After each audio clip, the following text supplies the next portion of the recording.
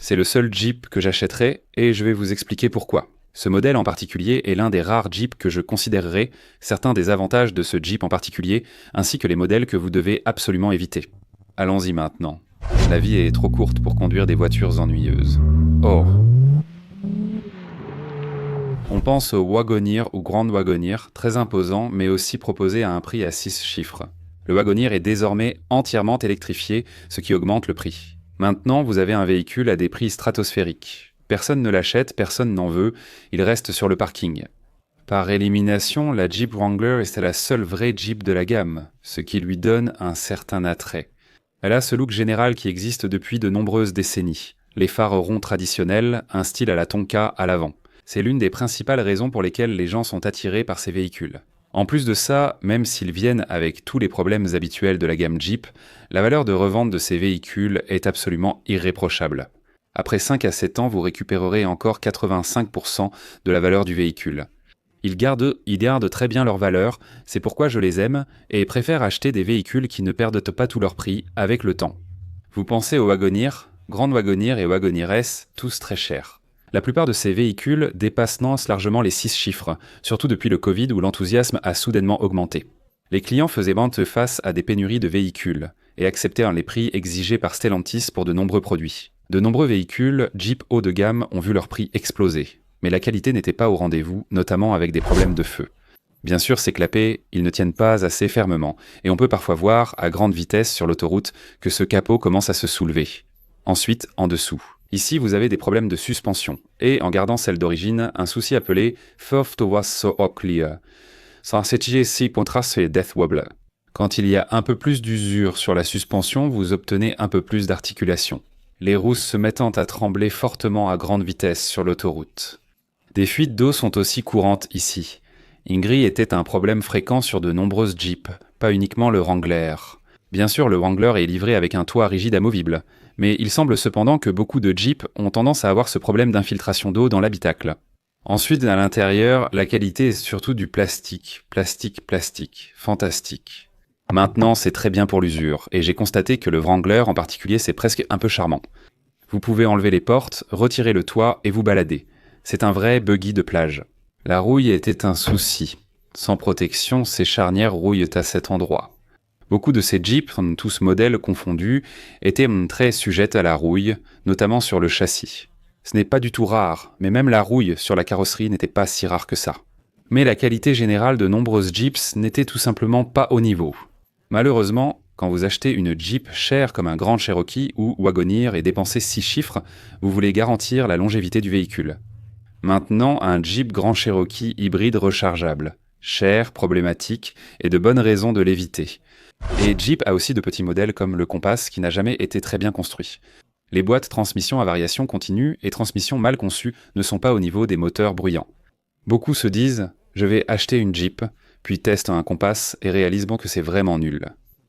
Il y a le Wrangler de plusieurs générations et le Gladiator, version pick-up allongée du Wrangler. Bien sûr, ils ont récemment lancé le Recon avec l'ex-président directeur général Carlos Tavares. Il avait ces idées grandioses selon lesquelles il allait commencer à transformer et à faire évoluer Jeep en une marque entièrement électrifiée. Beaucoup disaient « je pars en tout terrain et je le branche à un arbre », ça ne semblait pas pratique comme le Wagoneer S. Personne ne les achète parce que personne n'achète de véhicules électriques. Les incitations fédérales, tant au Canada qu'aux États-Unis, ont disparu et maintenant les gens ne sont tout simplement plus intéressés. On le sait. Avec Stellantis et leurs soucis électriques, comme avec le Type M, on peut s'attendre à des surprises. Mais ce genre de surprise ne m'intéresse pas. Parce qu'il y a un rappel récent qui concerne le Wrangler 4XM, qui est la version hybride rechargeable de celui-ci, ainsi que le 4XM Zoe Sext, Jeep Grand Cherokee. Les deux ont une chaîne cinématique similaire et un important problème moteur.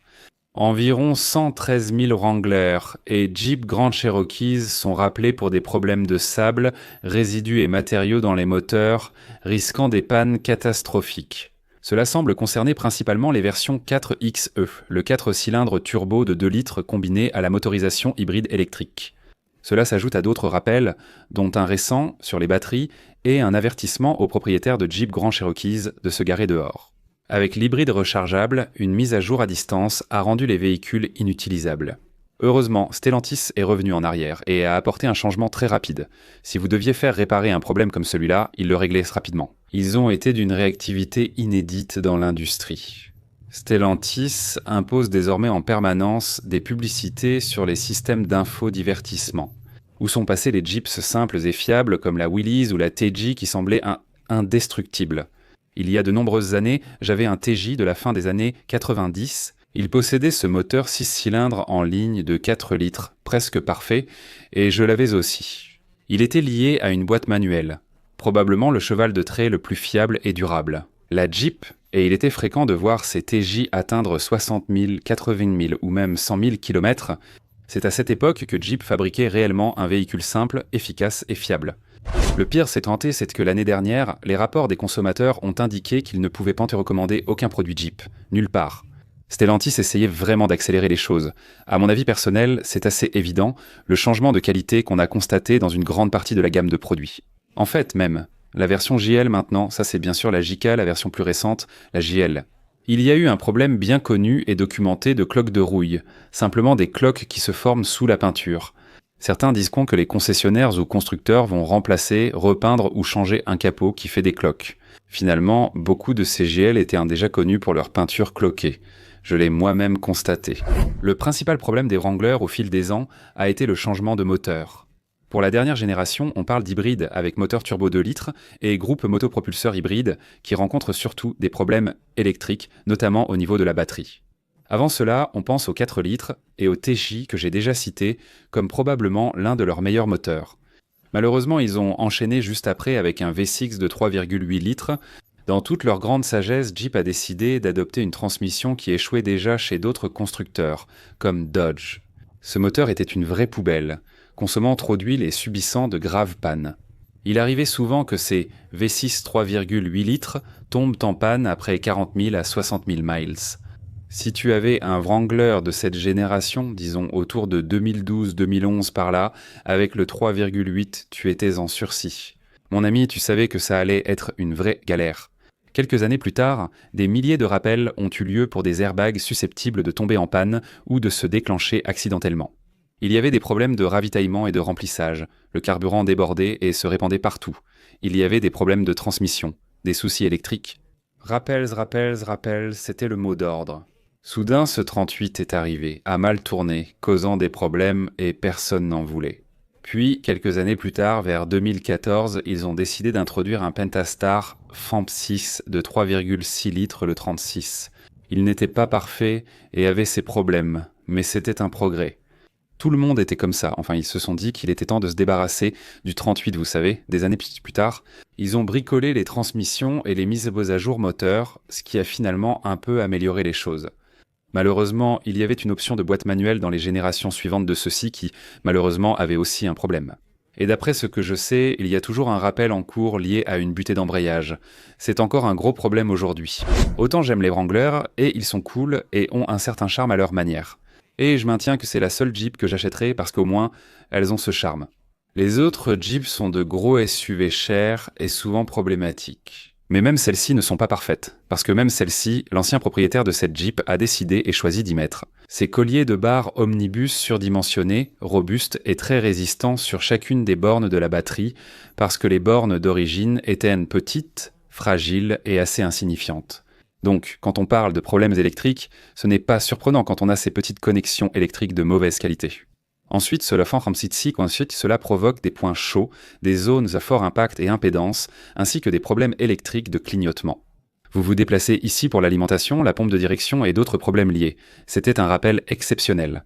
Les joints principaux arrière posaient ce problème sur certains, et il était parfois difficile de s'en rendre compte. Parfois, vous voyez des taches d'huile sous la Jeep, sans toujours savoir si cela vient de l'arrière du moteur. Était-ce un joint principal arrière, ou était-ce peut-être même un capteur de pression d'huile quelque part entre les deux? Vous voyez, parce que les fuites d'huile n'étaient pas rares avec ceux-ci, et les fuites de liquide de refroidissement non plus. Les fuites de liquide de refroidissement étaient aussi un problème potentiel pour ces véhicules. Mais tout cela serait bien beau si vous pouviez réellement accéder à tout cela. Vous voyez, comme vous pouvez le constater, c'est extrêmement exigu, il est difficile d'accéder à quoi que ce soit. Il faut presque démonter la moitié du moteur pour accéder à ce composant. Le principal souci de ces véhicules est le death wobble. Il y a trop d'usure à cet endroit. Et tout à coup, la suspension se met à trembler de façon incontrôlable, même à grande vitesse. Ça devient parfois absolument effrayant et terrifiant. Bien sûr, il est possible d'améliorer cela. Entretenez la suspension avant ou faites une mise à niveau.